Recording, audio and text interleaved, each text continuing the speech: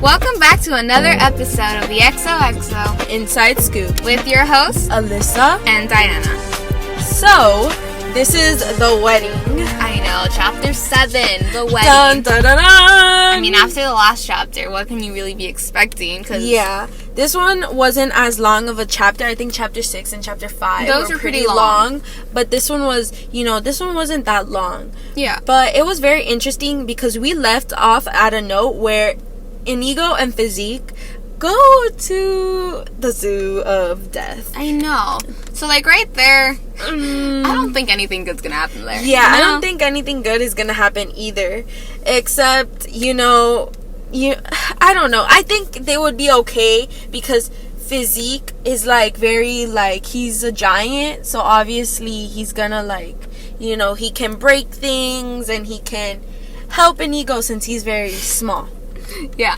So, it's kind of like, you have a small person and you have a very big giant helping you. Us. Yeah.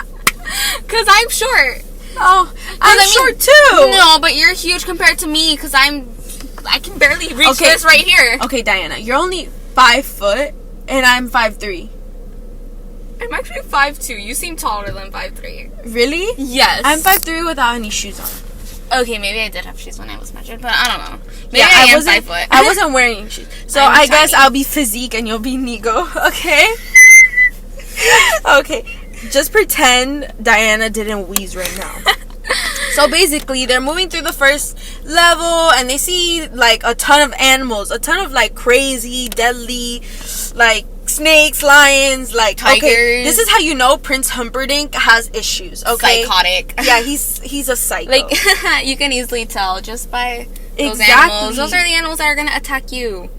So then they go to level 2, right? And they go down some more stairs and then thankfully all the animals on level 2 were in cages, so it wasn't like they had to fight any animals. Yeah. But then they see another sign and they head down to level 3. I feel like they don't know what they're gonna get into, and it's just oh my gosh. I mean, like we mentioned in the last episode, Physique is more he's more dumber. Dumb? Yeah, he's dumber, and then so he doesn't know what he's getting himself into. Inigo is more he's the brains. Yeah. And yeah. I mean, I don't think he knows what he's getting himself into either, pero... So when they go to the 3rd floor, Diana, girl, I remember when I was reading this part, I was like, frick, nah. They meet a giant snake. No. I would have left. I would have ran out. Have you ever heard that, sound on TikTok that was dip? Yes. That's literally what was going through I would have not stayed. I would have, run out. I would have dipped. I hate snakes with passion. Okay, so. but thank God Physique was there because Inigo is not very strong. So he was able to, with his strength, break the snake, or, he beats the snake against the wall until it's dead. Yeah. So, I mean, bravery, I guess. So then they go to level 4.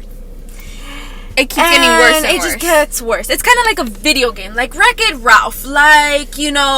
Physique is Wreck-It Ralph, and then that little friend that Wreck-It Ralph has. Oh my god, that's Inigo. Felix. That's Inigo right there. Yeah. Yes. So they're going through levels. Yeah, they're going through levels of a game. So here they get attacked by bats, which that's kind of. When I read that, I was like, girl, what? Bats? Where did this prince get this from? Yeah. His imagination must be top tier because I do not have that type of imagination. Me neither. And so Inigo turns to shine a light or something, and he gets a sword to kill all the bats while Physique is trembling with fear, which is so funny because Inigo is supposed to be the short, not the strength, but the thing is that he's the brains. Yeah. And Physique is more of the dumber, baby, but he's strong. Yeah. So it's kind of it's funny because he was trembling. The little guy just going, wee, and then the big guy going oh my god, voy a morir. I know. Something like that. So now they head down to level 5. The where worst level. They're probably thinking it's a bear. Yeah. And then, Oh, we all know. Which we already know that Wesley's body is being kept in level 5. So, little do the men know, though, that most of the... I don't know. Oh my god. Poisonous snake. No, Oh my God. snakes, not snakes. Sorry. I was thinking about snakes because I really don't like snakes. Poisonous spiders. Sorry. I had to correct myself. I mean, I don't like spiders either, so. In the world are waiting on the doorknob of the last door they need to open. It's a no. For level 5. No. Girl, I would dip. No. Dip. Dip. No, I could never. So, Inigo and Physique are so concerned with getting to Westley that they smashed the door open. Well, I mean, they didn't know Wesley was there. Well, they didn't know that the man in black was there, right? Yeah. Yeah. So they didn't know who he was. There you go. But that's how you should say it. Yeah, but they were just like so concerned to go find him. So then they don't even open the doorknob. Yeah. They smashed the door open. Because they were so concerned. As they should. And so nothing really happened to them because the spiders fall to the ground and then Inigo squishes them with the boots, with his boots. Yeah. So I was like, oh well, like whatever. So then they both flip out when they see Wesley is lying there dead. One, they flip out that it's like not the man in black. I'm not speaking English. That it's not the man in black. That it's literally Wesley and he is lying there dead. So they're like flipping out. And then Inigo screams and says that he can't accept it. That he can't accept that he's dead. And then after he calms down, he asks Physique whether he has any money on him. And then supposedly he claims that he hopes they have enough to buy a miracle, though we don't really know what this means yet. Yeah. So I don't know what that meant until I had to read more. So then later on, the next thing you know, Inigo and Physique are knocking at a guy who his name is Max. I'm sorry, this was so random when I was reading because I was like, just like out of nowhere, this Max dude comes in. So they take Wesley and they're knocking at this guy's door who's named Max. You know, which kind of random out of all the names. You know, out of nowhere, it's just like death. Let me blah, just blah, blah. Can I just say the names right now, which is so true. random? It's Inigo, Physique, Prince Humperdinck, and then Buttercup, and then Wesley, and then there's Max. No. Wesley's kind of but it's not that common. But it's way more common. But then there's Max. Yeah, it goes from Inigo to Physique, and then there's just Max. Yeah, so it was just very funny, very random and funny. So supposedly he can make miracles, this guy, and Max can make miracles, and so like he's kind of like a little bit of a witch. He's an old timey witch. So once he diagnosed how dead Wesley is, though, Max decides whether like he'll give life to him or not. So right here, brujeria. Yeah. Sorry. So in other words, Wesley will barely be able to walk by nightfall, which means that Inigo and Physique will practically have to carry him to Humperdinck's castle. So yeah, right now I think the Count and Prince Humperdinck are kind of celebrating, you know, because they thought he was dead. But so Goldman steps in here in the middle of the chapter, and he steps back in and says that he has to cut the next 20 pages of the original Morgenstern, The Princess Bride, which I was expecting that because he wants to make this book more juicy, more better. He doesn't want it boring, like I've said in the previous episodes. So then we go back into the story, and Max has made a giant golf ball sized pill that they need to shove down Wesley's throat. Can you imagine? Girl, that in my throat. I would die. Wesley's body is going through so much right now. Wesley's technically dead right now. Yeah, so I wonder what. It's not like he's gonna feel that, like a golf ball size pill in his throat. Yeah, I just But wonder, like if you're alive, how would that wouldn't feel nice. Yeah. That would be really uncomfortable. Wait, Diane, I just wonder how his mind in the dead, I don't know. I mean, you're technically asleep if we're, dead. But, you don't feel anything. That's true. Yeah. You're just dead. So, meanwhile, Prince Humperdinck is talking to Yaleen again, and he's saying that oh my gosh, I don't even know. Prince Humperdinck is like Psychotic. all over the place. Psychotic, So, bipolar. What else? He's saying that men from Gilder will break into Florin on this very night and murder Buttercup after their wedding. Right, and Yelene insists that every possible passage into the castle has been sealed off. But wait, then how is Inigo, Physique, and Wesley going to get inside? Exactly. Because they're expecting, like, these people, well, according to what they heard, the people of Gilder, because they want to kill, you know, quote-unquote, Buttercup, but in reality it's Humperdinck. Yeah, but Humperdinck is trying to, like, not show that he wants to kill his Wife? fiance. No, by then it'll be wife. Okay, by then wife. And it's just, something's mentally wrong with him. Like, I don't know. He kills Wesley and then he kills Buttercup, but then he kills Wesley for no reason because he was gonna kill Buttercup. So they just both end up dying, and he just kills two people who loved each other. He just kills a whole love story. No, literally. For no exact reason. Exactly. So, I don't know how Physique, Wesley, and Inigo are gonna get inside. I guess they're just gonna have to fight the people. So, it's just, they're gonna have to, you know, tussle, you know? Yeah. So, finally, Yelene becomes so fed up with Humperdinck's arguments that he resigns as head of security. So then Humperdinck has no choice but to tell Yelene that he has plans to murder Buttercup himself. Yeah. In exchange to Yelene's loyalty, Humperdinck offers to put him in charge of all of Gilder once the coming war is over. Bro, this man is psycho. What? For real. Like, I just wonder why Yelene was trying to, you know, agree with him. I know that power is, like, everything, but it's not okay to kill a person like that. Especially like that they're just gonna get married. And then just kill them that night. I mean, how would you feel if, like, your husband, like, I don't know how, you wouldn't know if your husband would want to kill you. But how would, like, later on feel like seeing your husband trying to kill you? How would you feel about that? Well, I mean, if it's like forced marriage husband, then like I wouldn't be surprised. I mean, but if it's like your husband that you like fell in love with, then that's surprising. That's a whole different story.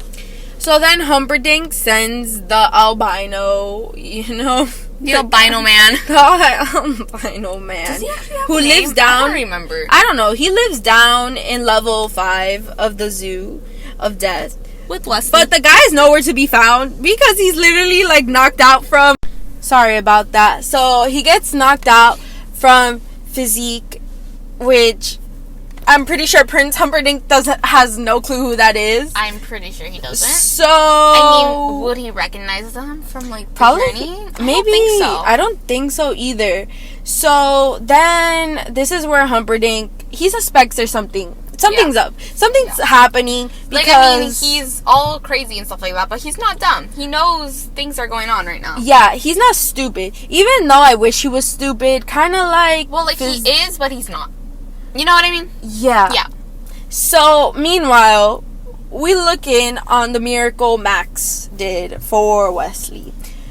Max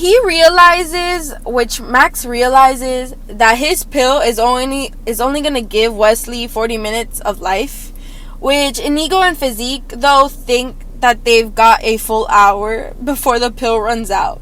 So Inigo and Physique reach the main gates of the castle, which are all sealed.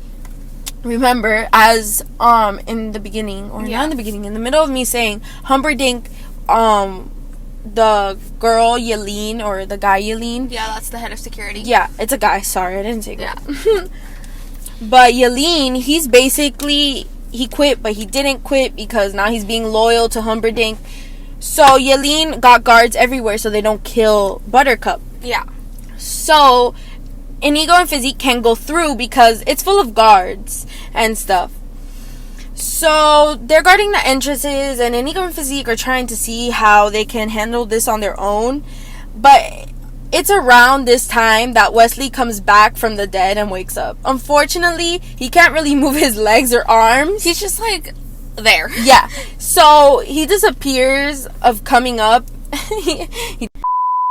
He despairs of coming up with a plan that'll get them all inside of the castle.